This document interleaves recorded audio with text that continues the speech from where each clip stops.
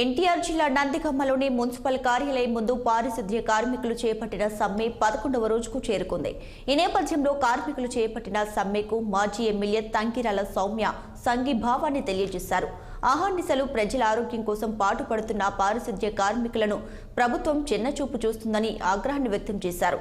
ఇక అధికారంలోకి వచ్చిన వెంటనే మరిన్ని సౌకర్యాలతో జీతాలు పెంచుతామని అబద్ధపు హామీలు ఇచ్చారని మండిపడ్డారు. ఈ సందర్భంగా కార్మికులకు నిత్యావసర సరుకుల కిట్లను ఆమె పంపిణీ చేశారు.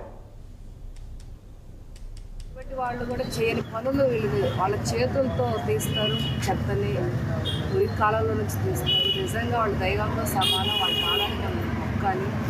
మరి అటువంటి వాళ్ళు వాళ్ళ పోరాటాల కోసం గత 10 రోజులుగా పోరాటం చేస్తూ వాళ్ళ హక్కుల కోసం పోరాటం చేస్తుంటే కనీస స్పందన లేదు ఈ ప్రభుత్వంలో.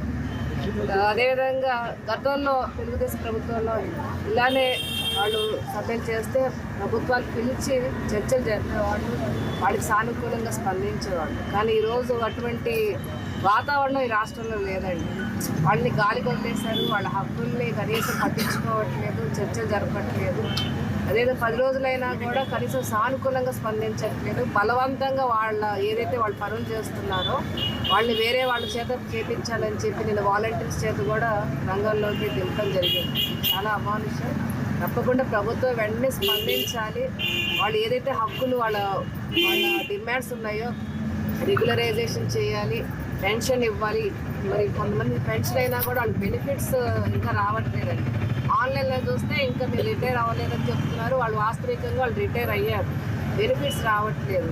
అదేవిధంగా వాళ్ళు డిమాండ్స్ ఉన్నాయి, స్కీమ్స్ అందట్లేదు, గవర్నమెంట్ స్కీమ్స్. ఇవన్నీ కూడా వాళ్ళకి రావాలని మేము పూర్తిగా వాళ్ళకి మద్దతు తెలియజేస్తున్నాం.